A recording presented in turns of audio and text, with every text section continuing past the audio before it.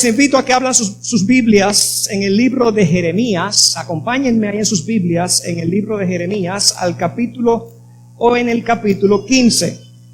Vayan conmigo a Jeremías, capítulo 15. Jeremías está después de Isaías, es uno de los profetas mayores del Antiguo Testamento. Y este pasaje, pues cuando lo leí varias veces hasta que pude entender de qué se trataba. Jeremías capítulo 15, empezamos a leer en el versículo 1 donde dice: me dijo Jehová, si Moisés y Samuel se pusieran delante de mí, no estaría mi voluntad con este pueblo. Échalos, ¿de dónde dice ahí? De mi presencia, y salgan. Dios habla a Jeremías y le dice: Jeremías, si Samuel o Moisés se ponen delante de mí, aún así yo no estaría contento con este pueblo. ¿Por qué dice Dios esto a Jeremías? Lo que se leyó en la lectura bíblica, vayan conmigo al capítulo 6, o el capítulo 7, versículo 16. Noten lo que dice allí. Dice: tú pues, Dios hablándole a Jeremías, no ores por este pueblo, ni levantes por ellos clamor ni oración, ni me ruegues, porque no te oiré. Eso le dice Dios a Jeremías, que al parecer, obviamente podemos deducir, estaba rogando por el pueblo. Y lo hacía con mucho ahínco, con mucho deseo de que Dios escuchara su oración. Sin embargo, Dios le dice lo mismo a Jeremías varias veces. En el capítulo 11, versículo 14, Dios vuelve y le dice a Jeremías lo mismo. Le dice: tú pues no ores por este pueblo, ni levantes por ellos clamor ni oración, porque yo no oiré el día en que en su aflicción clamen a mí. Jeremías estaba intercediendo por el pueblo, estaba pidiéndole a Dios por el pueblo, y Dios le dice en 3 ocasiones, solamente leímos 2, pero por lo menos en 3 ocasiones encontré yo que Dios le dice a Jeremías: no ores porque no te voy a escuchar. No me pidas por el pueblo porque no te voy a escuchar. Y cuando ellos tengan el problema y ellos oren a mí, ellos clamen a mí, ellos me llamen, tampoco los voy a escuchar. Palabras duras de Dios hacia su pueblo. Y Dios entonces, parece que la insistencia de Jeremías era tanta que Dios le dice a Jeremías: mira, Jeremías, aunque Moisés o Samuel clamen a mí por este pueblo, mi voluntad no va a estar con ellos. No voy a estar con el pueblo. No quiero a ese pueblo. No estoy con el pueblo. ¿Entiende eso, Jeremías? No ores porque ni Samuel ni a Moisés los escucharía yo. ¿Y por qué Dios menciona a Samuel y a Moisés? Si vamos a Éxodo, mantengan su dedo en Jeremías porque vamos a volver. Si vamos al Éxodo capítulo 32, sabemos la historia. Dios saca al pueblo de Israel de Egipto, lo conduce un breve estrecho por el desierto y acampan frente al monte Sinaí y están ahí acampados. Y Moisés sube al monte a orar o a encontrarse con Dios. Y la historia dice que cuántos días y cuántas noches estuvo Moisés allá arriba en el monte. 40 días y 40 noches. Hasta el punto que el pueblo, como no tenía WhatsApp en aquel entonces, como no había Facebook, no había YouTube, no había nada de eso, no sabían qué había pasado con Moisés allá arriba, se acercan a Aarón y le dicen: mira, no sabemos qué pasó con Moisés. Haznos dioses que vayan delante de nosotros. Y sabemos la historia. Hicieron un becerro de oro y comenzaron a adorar al becerro de oro. Tan pronto Dios los libertó de Egipto, se olvidaron de Dios y siguieron con el paganismo que ya tenían en Egipto. Y fue tanto el pecado que Dios dice a Moisés: Moisés, mira, este pueblo tuyo, Dios hablándole a Moisés, este pueblo tuyo que tú sacaste de Egipto, se corrompió.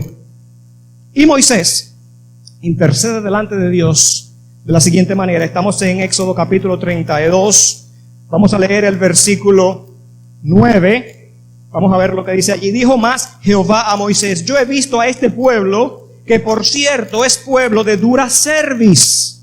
Una pregunta, pauso ahí. ¿Qué significa la expresión de dura cerviz? ¿Alguien sabe? ¿Alguien tiene una idea? Un pueblo rebelde, sí, pero ¿por qué dura cerviz? ¿Qué significa la palabra cerviz? ¿Qué es eso? ¿Alguien ha tenido un dolor cervical? ¿Qué es la cerviz entonces? El cuello.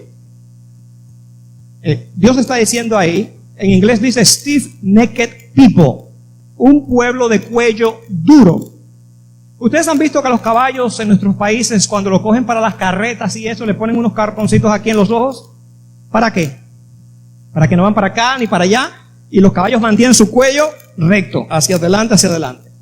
Dios está diciendo, este pueblo es de cuello duro, un pueblo que por mucho que tú le digas que vaya por aquí o que vaya por allá, solamente quiere ir por donde Él quiere ir.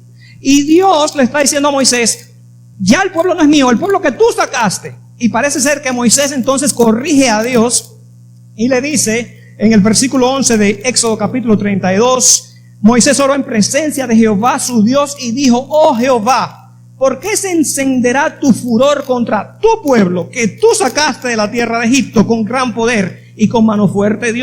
Moisés dice a Dios, espérate, no fui yo, no es mi pueblo, es tu pueblo. Fuiste tú que lo sacaste, no fui yo. ¿Y por qué te vas a airar ahora con tu pueblo? Dice más Moisés en el versículo 12, ¿por qué han de hablar los egipcios diciendo, para mal los sacó, para matarlos en los montes y para raerlos de sobre la faz de la tierra? Vuélvete del ardor de tu ira y arrepiéntete de este gran mal contra tu pueblo. Moisés está reclamándole a Dios, le dice, arrepiéntete. Y dice el versículo 14, entonces Jehová se arrepintió del mal que dijo que había de haber o que había de hacer a su pueblo. ¿Qué cosa hizo Dios? ¿Qué cosa hizo Dios? Se arrepintió. En varias ocasiones en la Biblia Dios se arrepiente.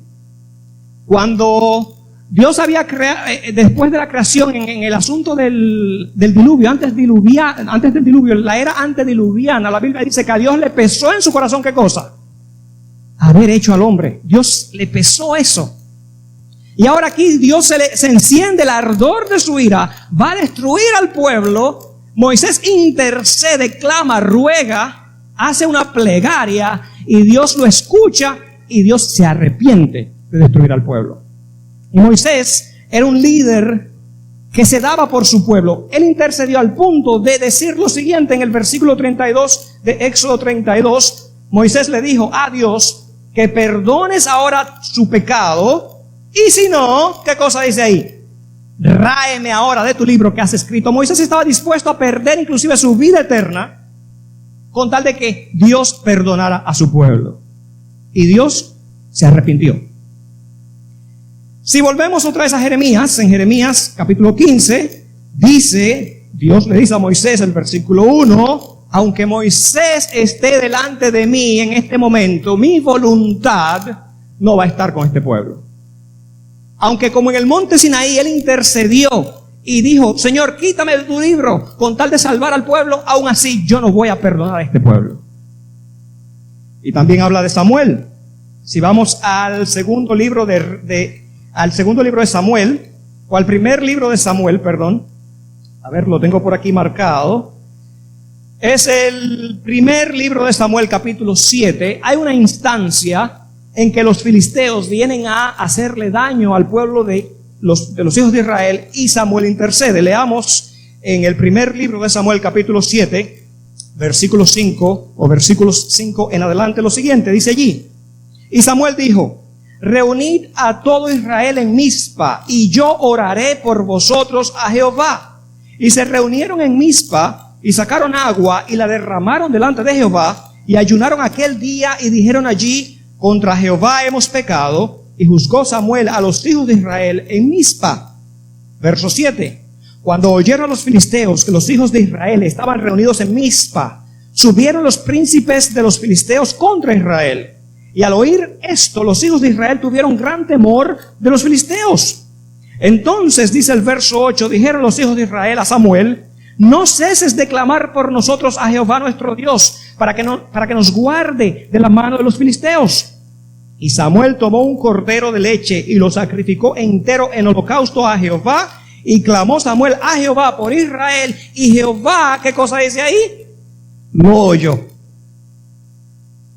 El pueblo iba a ser destruido por los filisteos. Samuel intercede delante de Dios por el pueblo de Israel y Dios lo escuchó. Sin embargo, adelantándonos otra vez a la historia de Jeremías, volvemos al capítulo 15 de Jeremías. Dios le dice una vez más, lo leemos otra vez a Jeremías: si Moisés y Samuel se pusieran delante de mí, no estaría mi voluntad con este pueblo. Es decir, no había intercesión que valiera. No importa quién intercediera, ya Dios no escucharía a su pueblo. De hecho, al mismo Jeremías Dios le dijo: no ores más por este pueblo porque no te voy a escuchar. Y entonces, sigue diciendo el verso 2 de Jeremías capítulo 15. Antes de leer el verso 2, leamos la última parte del verso 1. Dice: no estará con mi voluntad con este pueblo, échalos, dice ahí, échalos de mi presencia y salgan. Dios le da una orden a Jeremías: échalos de mi presencia y salgan. Y Dios anticipa la pregunta en el verso 2. Y si te preguntaren, ¿a dónde saldremos? Les dirás: así ha dicho Jehová, el que a muerte, a muerte; el que a espada, el que a hambre, y el que a cautiverio, a cautiverio. Tremenda respuesta de Dios. No lo voy a escuchar, no te escucho a ti, Jeremías, no escuchará a Moisés, no escuchará a Samuel, no escuchará a nadie. Sencillamente eche ese pueblo de mi presencia, que salgan. Y cuando pregunten: ¿para dónde, Jeremías? Que salgan. El que a hambre, el que a pestilencia, el que a muerte, y el que a cautiverio, a cautiverio. Ahora, ¿cuál es el contexto de Jeremías capítulo 15?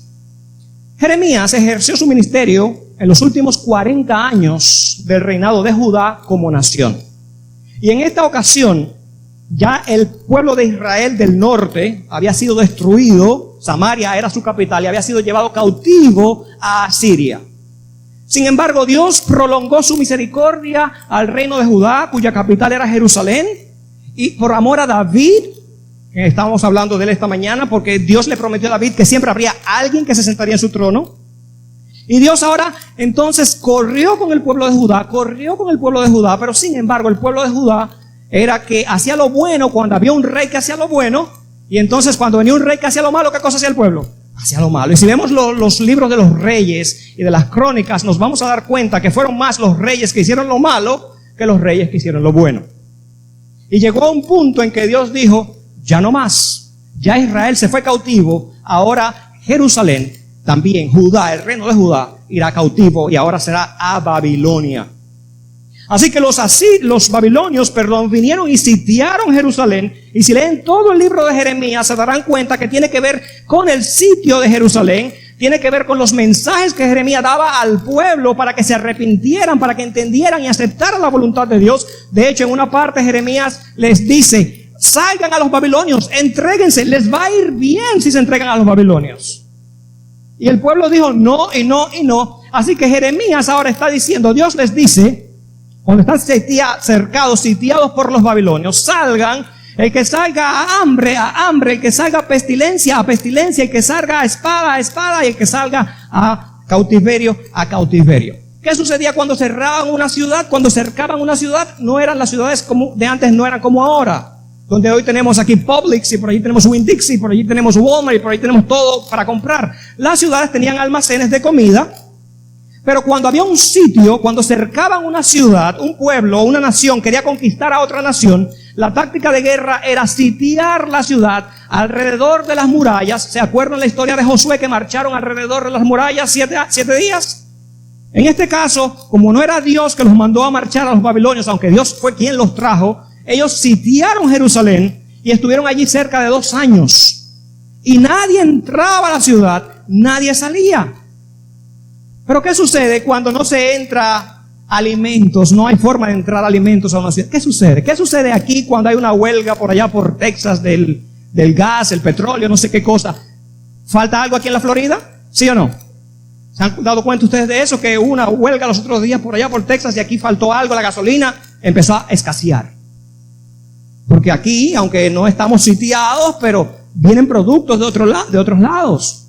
Los mangos, la lechosa, la papaya, lo que usted compra en el supermercado, no lo producen aquí en la Florida. La mayoría viene de Centroamérica, el Caribe o Sudamérica. Así que Jerusalén fue sitiada, nadie entraba, nadie salía, y las murallas eran altas. Los babilonios afuera, los de adentro estaban confiados en que ellos se cansarán y se irán. Sin embargo, pasa un mes, 2, 3, 4, 5 meses, un año y siguen allí. Todavía hay comida, pero pasan año y medio, casi 2 años, y empieza a escasear la comida. Y se acaba el agua. ¿Y qué sucede? Entonces, en los libros de los reyes hay un relato también de un sitio, una ciudad, donde se dice que la cabeza de burro, pregunto, ¿se come el burro? Mucho menos la cabeza, ¿verdad? La cabeza de burro tenía un precio, no había comida, así que la gente estaba comprando inclusive cabeza de burro. Y ahí en el libro de los reyes también, los libros de los reyes, se dice que se vendía el estiércol de paloma. Es más, hay una historia también ahí, en el sitio de esa ciudad, que dice que 2 mujeres, cada una tenía un niño, y era tanta el hambre que una le dijo a la otra: mira, hagamos esto, hoy vamos a comernos a mi hijo, y mañana nos comemos el tuyo. Pregunto, ¿creen ustedes que una madre puede hacer eso? No debería. Pero sin embargo, esas madres lo hicieron, y sucedió que se comieron el niño de la que le propuso la otra ese día, y al otro día, cuando le tocaba a la otra traer su hijo, ¿qué dice la historia que es la Biblia que hizo? Escondió a su niño y tuvo que llevarlo delante del rey el caso. Así que Dios dice: el que salga a hambre, es decir, en la ciudad habría hambre al punto que la gente dentro de Jerusalén estaría desesperada y morirían de hambre.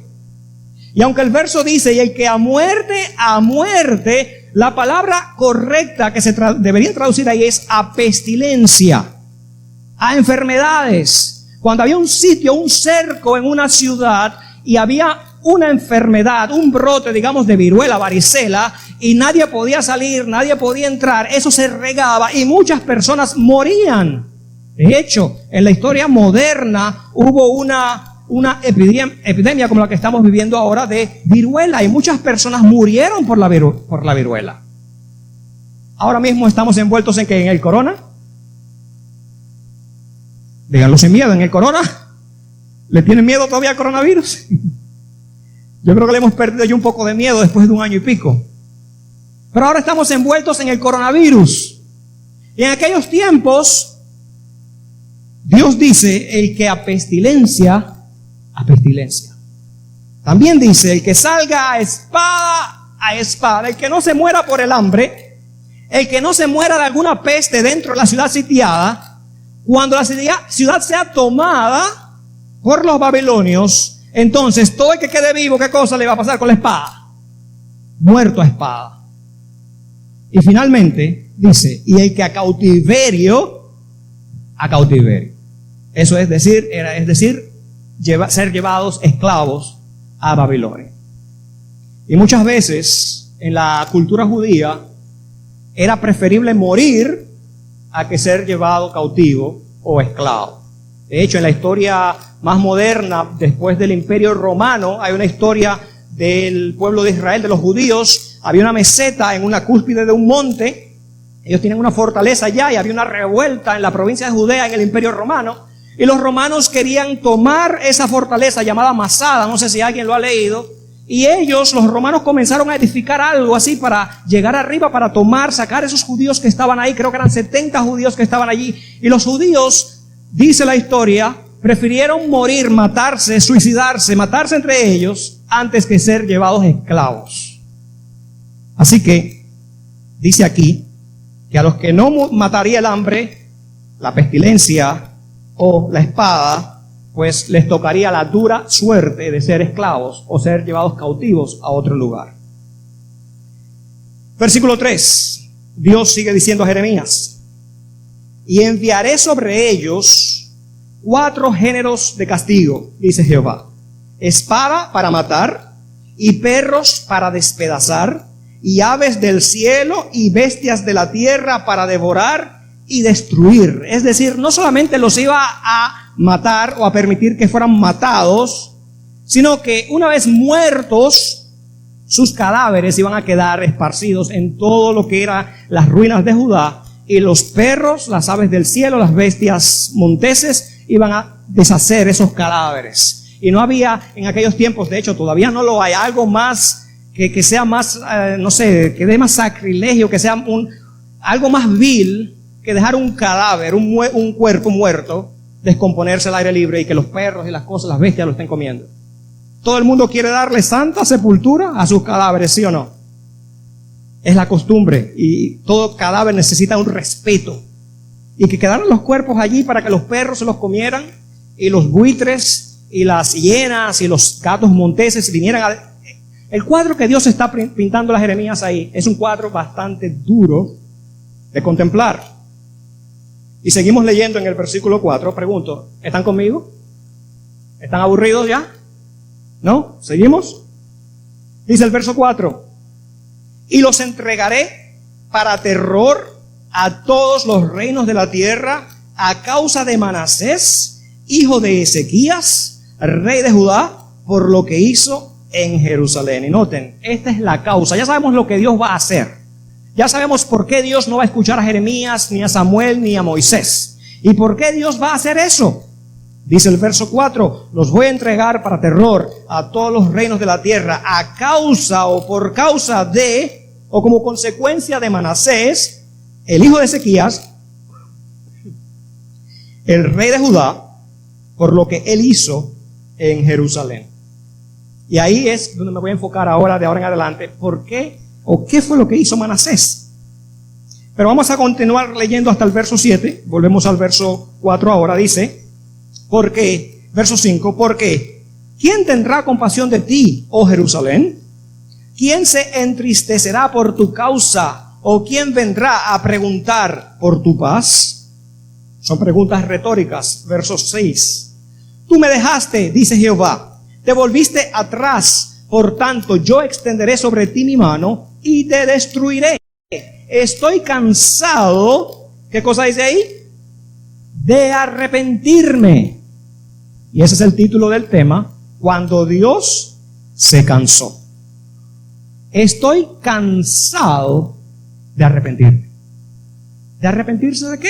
De destruir al pueblo. Cuando Moisés lo iba a destruir, Moisés intercedió, Dios se arrepintió. Y si vemos la historia de los hijos de Israel, vemos que es que hacen lo bueno un rato y después dejan de hacer lo bueno y hacen lo malo, y hacen lo malo y hacen lo malo, y llega un momento en que Dios vuelve y los perdona, vuelven a ser el pueblo de Dios y vuelven y se descarrían y hacen lo malo, y así se pasa en los libros de Samuel, de Reyes, de las Crónicas, Nehemías, Esdras. El pueblo de Dios hace lo bueno por un tiempo y después hace lo malo, Dios los perdona, hace lo bueno, al punto que Dios dijo, ya yo estoy cansado de arrepentirme. Versículo 6.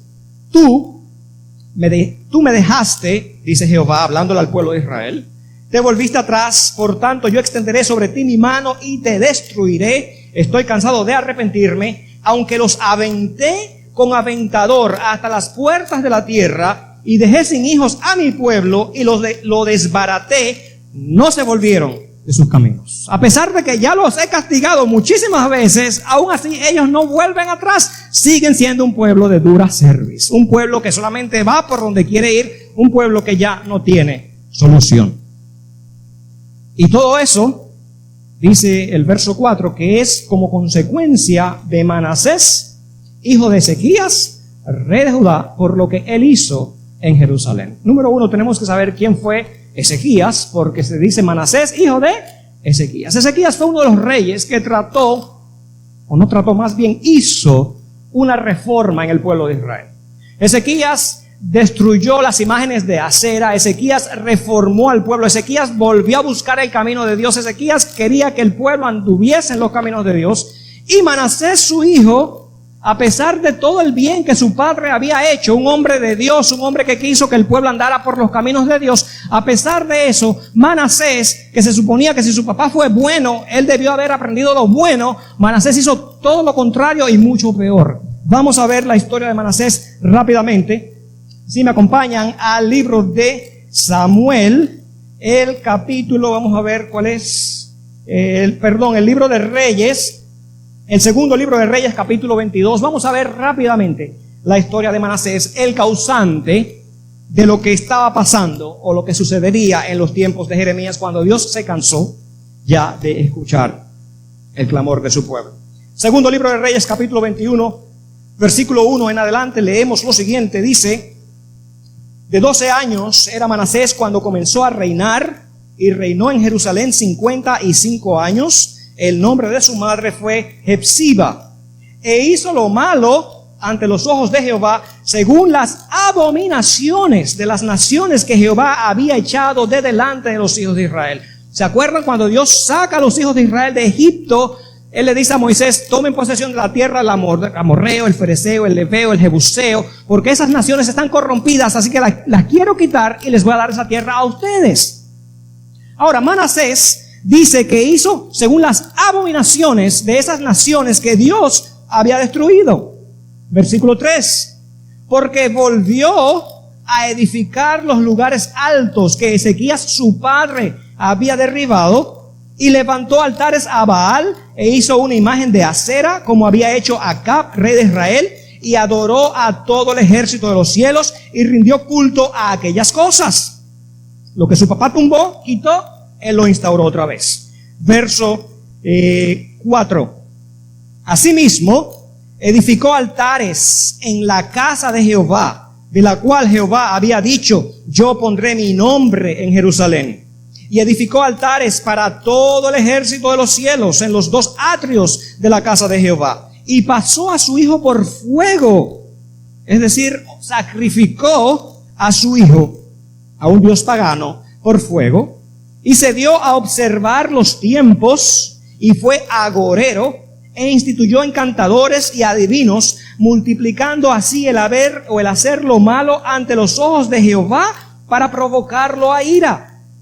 Y puso una imagen de acera que él había hecho en la casa de Jehová, la cual Jehová había dicho a David y a Salomón su hijo: yo pondré mi nombre para siempre en esta casa y en Jerusalén, a la cual escogí de todas las tribus de Israel, y no volveré a hacer que el pie de Israel sea movido de la tierra que di a sus padres, con tal que guarden y hagan conforme a todas las cosas que yo les he mandado, y conforme a toda la ley que mi siervo Moisés les mandó. Mas ellos, dice el verso 9, no escucharon, y Manasés los indujo a que hiciesen más mal que las naciones que Jehová destruyó de delante de los hijos de Israel. Es decir, que los hijos de Israel, durante el reinado de Manasés, hicieron más mal que el amorreo, que el heveo, que el fereceo, que el jebuseo, que el cananeo, que el filisteo, que todas esas naciones que Dios desechó por lo abominable que eran. Manasés hizo peor, mucho peor. Y según dice ahí, dice que se dio a ver los tiempos, fue agorero, fue hechicero, tenía encantadores, tenía adivinos, sacrificó a su hijo, indujo, dice, al pueblo a que hiciese más mal que todos los que habían hecho antes de él. Dice el verso 12: por tanto, así ha dicho Jehová, Jehová el Dios de Israel: he aquí, yo traigo tal mal sobre Jerusalén y sobre Judá, que al que lo oyere le retañirán ambos oídos. Y me imagino que Jeremías, sabiendo todo lo que iba a venir, que Dios se lo había revelado, a él le reteñían ambos oídos. Jeremías quizás no podía dormir de noche pensando lo que iba a pasar cuando los babilonios tomaran la ciudad. Jeremías sabía o estaba viendo el hambre que había en Jerusalén. Jeremías estaba viendo cómo había mucha hambre, mucha pestilencia de todo dentro de la ciudad. Jeremías usualmente quizás ambos oídos, la mente le reteñía, y por eso Jeremías clamaba a Dios: Señor, perdona a tu pueblo, perdona a tu pueblo. Y Dios tuvo que decirle a rajatabla, como decimos en Santo Domingo: no ores más, no te voy a escuchar. Y cuando ellos sean llevados cautivos o entren los babilonios, no los voy a escuchar. ¿Por qué? Por lo que hizo Manasés varios siglos antes, inclusive, del tiempo de Jeremías.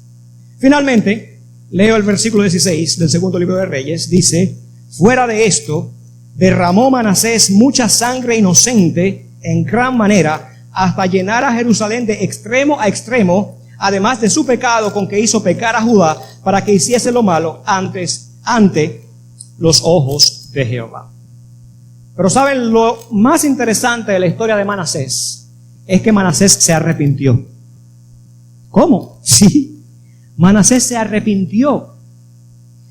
Y las personas que no son cristianas, las personas que no son creyentes, tienen un problema con la gracia de Dios. ¿Saben lo que es la gracia de Dios? ¿Qué es la gracia de Dios? Dios nos perdona a pesar de que no lo merecemos. El pueblo el mundo, la gente del mundo, la gente no conversa, la gente no creyente, la gente no cristiana, se mofa de eso. ¿Cómo va a ser que Dios, la gente que hace mal, bueno, de hecho hay chistes en las redes sociales sobre eso. Hace mucho en Facebook vi un chiste de una persona que supuestamente, y como cristianos no debemos ofendernos, tenemos que aprender a ver las cosas de otra manera, porque a veces nosotros somos muy susceptibles a los chistes que tocan nuestras creencias. Tenemos que aprender a ver a los demás, que ellos tienen su punto de vista también, y no ser tan susceptibles. Pero este chiste decía lo siguiente: llega al cielo un hombre supuestamente vestido de blanco, hay un video, y cuando llega allá, quien lo recibe, el barbudo, sea San Pedro, sea no sé quién, el ángel que lo recibió, al lado de la persona que lo recibe está Hitler. Y entonces le dice al que acababa de llegar al cielo: oh, bienvenido fulano, estás en el cielo, aquí está Fito. Y el que llegó al cielo se queda así como sorprendido, pero el bigotico, el peinado, el colorcito, pero es Hitler. Y dice: sí, pero ¿a qué le decimos Fito? Y entonces él dice: pero tú no sabes lo que él hizo. Sí, pero se arrepintió. Y pregunto, si Hitler se hubiera arrepentido de corazón, ¿lo hubiera perdonado Dios? Pregunto, ¿sí o no? Sí. Yo no sé si Hitler se arrepintió, no lo sé. Yo no sé si es cierto que mató 5 millones de judíos, tampoco lo sé. Lo que yo sí sé es que si Hitler se hubiera arrepentido, Dios lo hubiera perdonado. Si Fidel Castro se hubiese arrepentido, se haya arrepentido, ¿lo perdonaría Dios? Sí. A pesar de todo el sufrimiento que está pasando el pueblo cubano, que están en las calles mientras hablamos. La gracia de Dios es extensa y gloria a Dios por eso, porque me alcanza a mí por eso. Y te alcanza a ti. Y el mundo de afuera no entiende eso. Sí, hay un límite más allá del cual el hombre no puede traspasar sin que el juicio de Dios le llegue. Sí, eso es cierto. Pero mientras esa gracia, ese límite no se pasa, si el hombre se arrepiente, no importa lo malo que haya hecho, Dios lo perdona. Y es el caso de Manasés. Manasés hizo más mal que todos los reyes antes de él. Manasés indujo al pueblo a que se corrompiera. Manasés fue tan malo que más adelante, 200 años después, Dios castigó al pueblo por culpa de Manasés. Sin embargo, yo encuentro que Manasés se arrepintió y se convirtió y fue salvo. Vamos al libro de Crónicas y veamos la historia de Manasés ahí. El capítulo 33 del segundo libro de las Crónicas.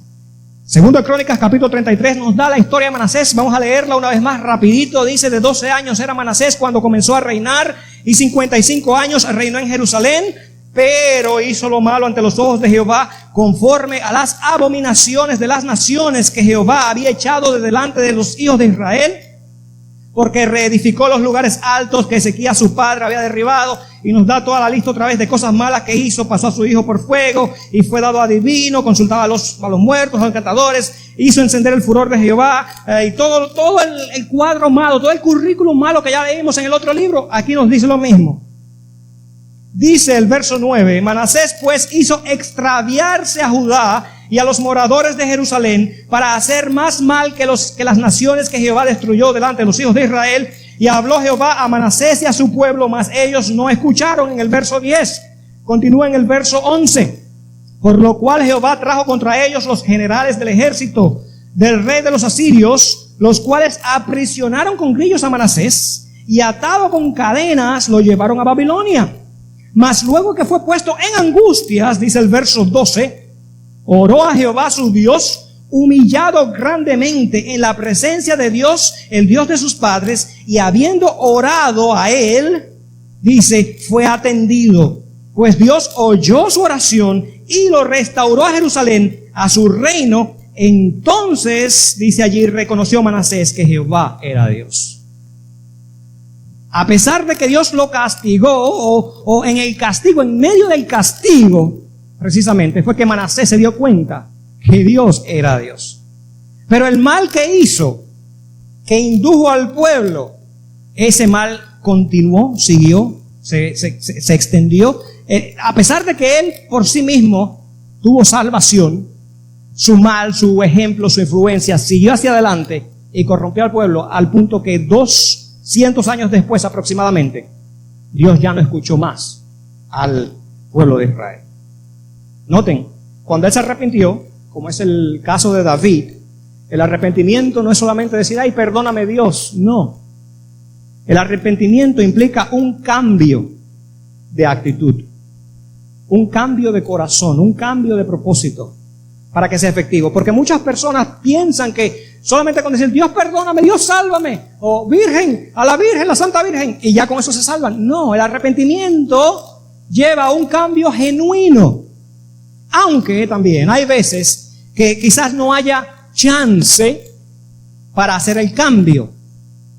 Puede ser que en el mismo momento de la muerte alguien decida aceptar a Cristo y Dios lo perdona, pero ese caso, ¿quién lo juzga? Solamente Dios. Nosotros no sabemos qué pasaría después de ahí. Ejemplo, el ladrón en la cruz. Un hombre que toda su vida estuvo haciendo lo malo, haciendo fechorías, era un ladrón. De hecho, estaba pagando por sus fechorías, estaba muriendo a su justo castigo. Y dice uno de los evangelios que él, decimos el ladrón bueno y el ladrón malo, no, los dos eran malos, porque los dos al principio estaban haciendo burla de Jesús. Y sin embargo, uno de los dos, ya en su angustia de muerte, reconoció y dijo, pero tú y yo estamos haciendo mal, ¿cómo estamos burlándonos de este hombre que no ha hecho nada? Nosotros merecemos estar aquí, él no. Y en un moribundo igual que él, la Biblia dice que él encontró un salvador. Y yo pienso que eso es bastante fe, ¿sí o no? Porque tú estás diciendo a un hombre que se está muriendo contigo, cuando tú regreses, llévame a tu reino, o quiero estar contigo en tu reino, acuérdate de mí. Estás diciendo no a un Jesús predicando en el Monte de los Olivos, bien vestidito y diciendo cosas bonitas, no, a un moribundo, él está diciendo que lo salve. Y pregunto, ¿lo salvó Dios? ¿Qué le dijo Jesús? De cierto, te digo hoy, estarás conmigo en el paraíso. Nosotros no podemos, no vimos el cambio. La Biblia no registra el cambio. Sin embargo, Dios sabía ese corazón. Y hay muchas veces que, tristemente, hay personas que aún en la misma hora de la muerte no aceptan a Dios. ¿Sabían ustedes? Hace 30 años más o menos atrás, en Dominicana, en mi casa, al lado de mi casa, en Santo Domingo, una persona de aproximadamente ahora mi edad, unos 40 años, estaba muriendo. Yo era un niño de, 10 años más o menos. Mi papá decide ir con mi mamá a la casa del vecino que estaba muriendo de cáncer. El cáncer, nunca he estado al lado de alguien que está muriendo de cáncer, pero tengo entendido que es bien doloroso. Y él estaba muriendo de cáncer y ya la insulina no hacía ningún efecto, ya no nada. Y ya estaban sus días contados, en desahucio. Y mi papá fue allí a decirle, mira fulano, acepta a Cristo, acepta al Señor, busca de Dios en la hora de tu angustia, ya te queda poco, acepta a Dios. Y me cuenta mi papá que él en ese momento hizo así, se volteó a la pared y dijo, ¿qué Dios ni Dios? Hay gente que aún en la misma hora de la muerte no quiere tener nada que ver con Dios. Pero aquellos que sí buscan a Dios, aún en su hora final, si lo hacen de corazón, la gracia de Dios los alcanza. Y amén por eso. Y es el caso de Manasés. Manasés no murió, Dios lo castigó, lo mandó a Babilonia. Estuvo allá en Babilonia y en su angustia, en su castigo, reconoció que Jehová era Dios y Dios lo volvió a poner en su reino y él entonces hizo el cambio. Dice en el versículo 15 de segundo libro de las Crónicas, asimismo Manasés quitó los dioses ajenos y el ídolo de la casa de Jehová y todos los altares que había edificado en el monte de la casa de Jehová y en Jerusalén y los echó fuera de la ciudad. Reparó luego el altar de Jehová y sacrificó sobre él sacrificios y ofrendas de paz y de alabanza y mandó a Judá que sirviese a Jehová, Dios de Israel. El cambio. Se arrepintió y todo lo malo que había hecho hizo lo opuesto. Ahora vino a hacer la voluntad de Dios. Dios perdonó a Manasés. Sin embargo, ya para terminar, volviendo al pensamiento a Jeremías, Dios dijo a Jeremías que el pueblo iba a ser destruido, que no iba a haber una intercesión que valiera, ¿por culpa de quién? De Manasés. Y la idea, si usted se va con algo de este mensaje en esta mañana, váyase con este mensaje, con este pensamiento. La influencia que tú ejerces sobre alguien, para bien o para mal, se va a extender más allá y va a traer consecuencias para bien o para mal. ¿Me doy a entender? La influencia, vuelvo a repetir, la influencia que usted ejerza sobre las personas, en su familia, en su casa, en sus hogares, en la iglesia, en sus trabajos, sobre la influencia que usted ejerce sobre las personas, sea buena o sea mala, se va a extender mucho más allá y al final traerá consecuencias buenas o malas. La influencia de Manasés llegó al punto que Dios tuvo que destruir al pueblo por culpa de Manasés, aunque Manasés se arrepintió. Y noten lo que dice Elena de White, para terminar rápidamente, en el libro Palabras de Vida del Gran Maestro. Ella dice lo siguiente, hablando de la influencia. Dice, nuestras palabras, nuestros actos, nuestro vestido, nuestra conducta, hasta la expresión del rostro tiene influencia. De la impresión así hecha dependen resultados para bien o para mal, que ningún hombre puede medir. Es decir, los resultados no se miden. Cada impulso impartido de ese modo es una semilla sembrada que producirá su cosecha. Es un eslabón de la larga cadena de los acontecimientos humanos que se extiende hasta donde no sabemos. Si por nuestro ejemplo ayudamos a otros a desarrollar buenos principios, les damos poder para hacer el bien. Ellos a su vez ejercen la misma influencia sobre otros y estos sobre otros más. De este modo, miles pueden ser bendecidos por una influencia inconsciente, por nuestra influencia inconsciente. Es decir, que si mi influencia es buena para los que me rodean, ellos a su vez van a influenciar a otros y a otros y a otros, y no sabemos hasta dónde, dice ella, llegará nuestra influencia. Para lo bueno, es el caso que ella está presentando. Pero el mismo caso sucede para lo malo. Si mi influencia es mala sobre alguien, esa persona va a influenciar en otra y en otra y en otra, y yo no sabré a dónde llegará, pero los resultados de mi mala influencia, tarde o temprano, alguien tendrá que pagarlos. Sigue diciendo ella, dice en el siguiente párrafo, dice ella, arrojad una piedrecita al lago y se formará una onda y otra onda y otra onda. Y a medida que crecen las ondas, el círculo se agranda hasta llegar a la costa misma. Lo mismo ocurre en nuestra influencia. Más allá del alcance de nuestro conocimiento o dominio, obra en otros como una bendición o una maldición. La influencia de Manasés, que indujo al pueblo de Israel a hacer lo malo más que todas las naciones antes de él, a pesar de que él se arrepintió, las consecuencias tristemente llegaron a un punto donde Dios se cansó de perdonar al pueblo. Y Dios dijo, el que salga espada, hambre, pestilencia, ya no los oiré. Jeremías, no me ruegues más, que no lo vas a escuchar. Ni Moisés ni Samuel, no quiero saber de este pueblo. Punto, finito, se acabó. Pregunto.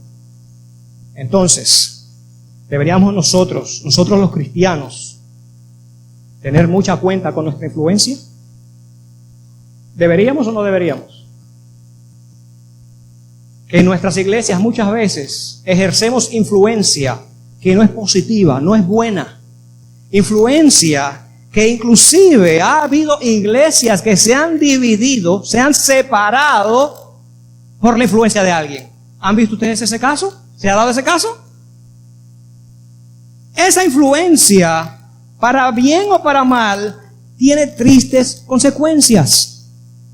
Y nosotros como cristianos tenemos que ver qué influencia estamos dando a nuestras esposas, a nuestros hijos, a los hermanos de la iglesia, a los compañeros de escuela, a los compañeros de trabajo. ¿Qué influencia estamos dando inclusive en la tienda cuando vamos a comprar? Porque esa influencia está ejerciendo o ejercerá un resultado en las otras personas que se extenderá, y quizás muchas personas puedan encontrar la perdición, como en el caso de los hijos de Israel, por la influencia de Manasés, por nuestra mala influencia. Si nosotros decimos que somos cristianos, tenemos que entonces actuar como ¿quién? Como Cristo, como cristianos. Y la influencia que Jesús ejerció, pregunto, ¿era buena o era mala? Fue tan buena que hasta nosotros ha llegado. Y hasta nosotros ha llegado y nos cambia la vida. Pero nosotros tenemos que hacer lo mismo que Cristo hizo, ejercer una influencia positiva en la vida de los demás. No solamente en los que no nos conocen, que nos ven un día, no, especialmente con los que nos relacionamos todos los días. Porque ejercemos una influencia, querrámoslo o no. Y tristemente, y termino con esto, Manasés, aunque Dios lo perdonó, su influencia, los resultados de ella llevaron al mismo Dios a decir: estoy cansado de arrepentirme. Y el pueblo pagó las consecuencias por el error de Manasés. Así que es mi oración en esta mañana, que si nuestra influencia hasta el día de hoy no ha sido la mejor como cristianos, que nos identificamos como cristianos, empecemos con el poder de Dios a cambiar nuestra conducta, nuestra actitud, nuestra vestimenta, nuestra forma de hablar, nuestra forma de mirar, nuestra forma de pensar, nuestra forma de comer, nuestra forma de hacer las cosas, que se vea que realmente somos cristianos y ejercemos una influencia positiva que a la larga sea de bendición y muchas personas sean salvas por nuestra influencia y no sea lo contrario.